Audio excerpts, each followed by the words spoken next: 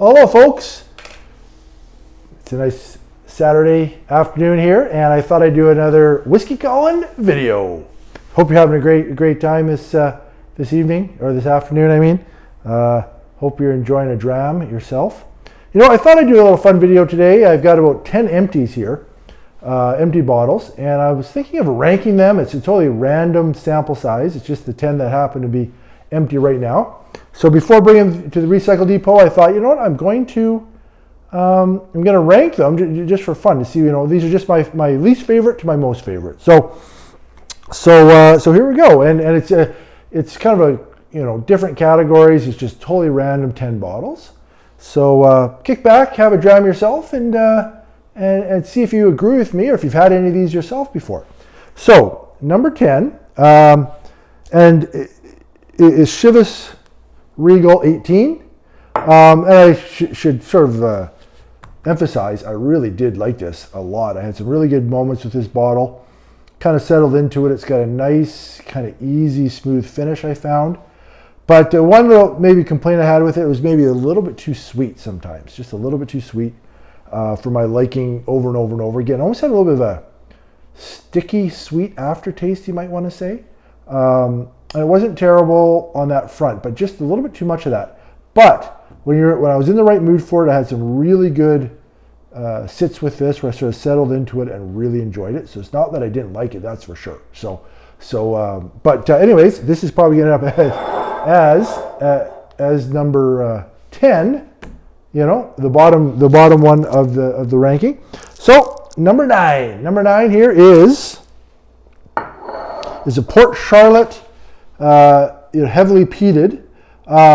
This one, you know, I really wanted to like this one. I saw a documentary about Jim McEwen, who's signed the bottle here, and this was really good. Again, I really liked this. It's not like I disliked it, but I found it was a little bit. It's Port Charlotte, heavily peated, 50%. The Chivas here is of course a blend of Scotch whiskey, of course, 40%. So that's kind of what that is, if you haven't had it before. But anyway, it's a Port Charlotte here, 50%, heavily peated, Islay single malt. And it's really good, but I found it a little bit, you're kind of searching for the peat a little bit. It was peated, but it was lightly, I guess I would say that overall this whiskey was just a little bit too light for me. It just tasted a little bit too light. You kind of take a sip and kind of be chasing a little bit more something, you know, and so it's not that I disliked it though. I mean, I did enjoy it, but that's kind of why it's ending up as number 9. Number 8, Bowmore 12. That's number 8. This one was one of my, you know, I've only really been drinking whiskey for about a year or so, and this is one of the worst, not one of the worst, one of the first scotches I tried. And so it's been on my shelf, you know, I kind of maybe finished it a while back. It's been in the garage for a while.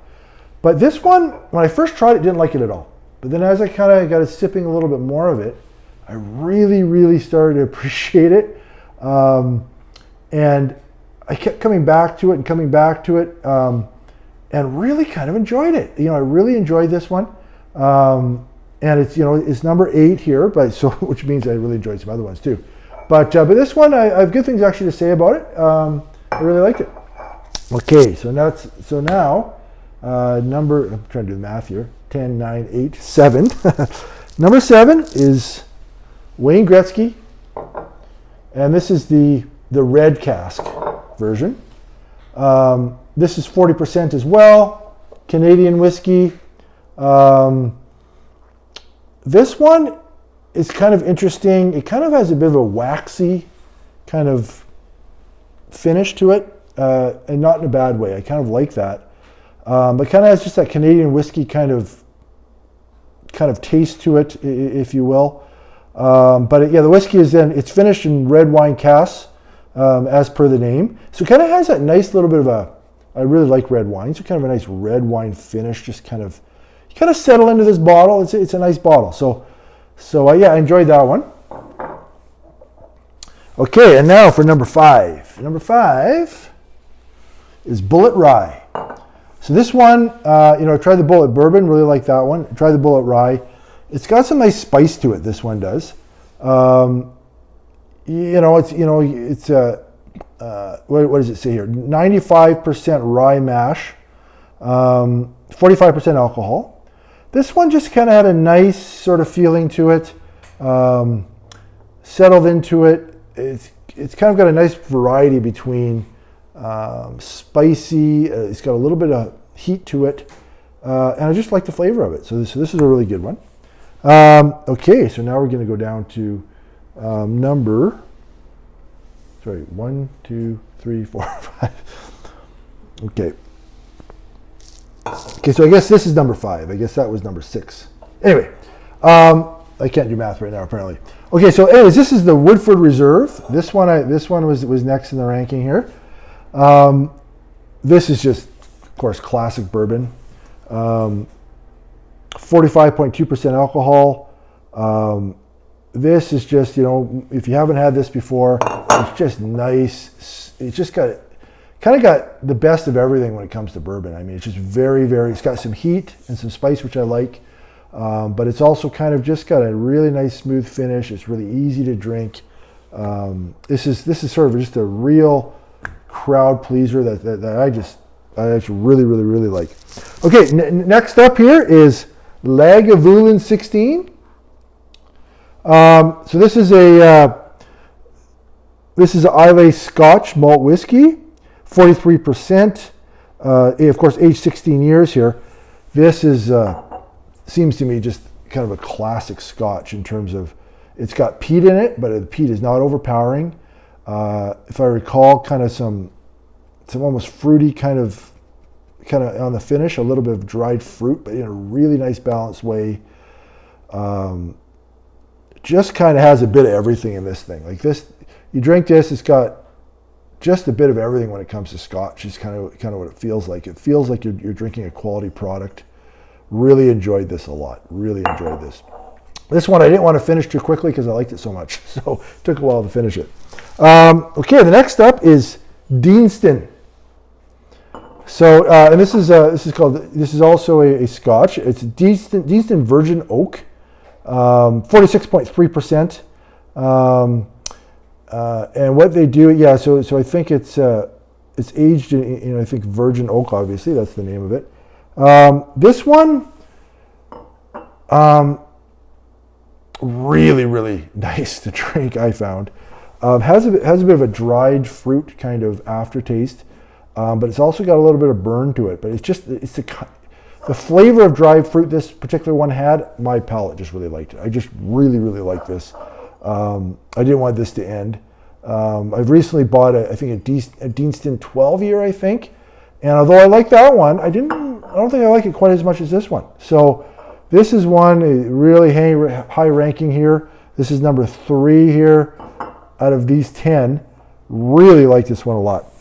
Okay, next up, Elijah Craig Small Batch. So this one,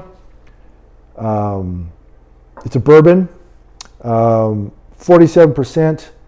This thing, it's so, I feel like it's got a bit of vanilla aftertaste to it, but it's got a little bit of heat, and a little bit of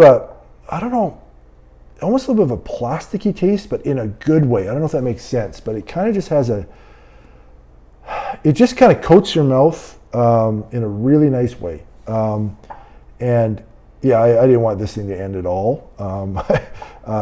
In my neck of the woods, I don't see Elijah Craig around quite as much as maybe I would like. So next time, I of course want to buy more of this. Really, really, really, really nice bourbon. Fantastic. Okay, now number 1 out of 10 is Garrison Brothers bourbon. So this thing, I never heard of Garrison Brothers before. We happen to be in a, I don't know if you guys can still see that. I'll put it at the front here. We kind of saw it in a liquor store, and there was only one left, and it was quite expensive. I think I paid $167 for it or something. So I was kind of in a mood to say, okay, what the heck, I'll try that. But it seemed like it kind of came highly recommended when we Googled it quickly. But this thing just lived up to the chance we took. I probably only bought this 3 weeks ago. Couldn't stop drinking it. Every time I'd take a sip, I wanted to go back to it. Every time I compared it to something else, I just wanted to go back to this. So this was just, it tasted in a lot of ways kind of similar to Elijah Craig bourbon, but it was just better. It was just better. And I just could not stop drinking it. It was so delicious. So yeah, this is number one on the list. So anyways, folks, I thought I'd just give you a bit of a rundown on some of these empties before we take them to recycling. Yeah, but really enjoyed all these bottles. And I think I'll maybe make a series out of this. Every time I run into 10 empties, I'm going to throw out another ranking, 1 to 10. And anyways, folks, have a great rest of the afternoon. Enjoy another dram. I know I'm going to. And we'll see you again next time.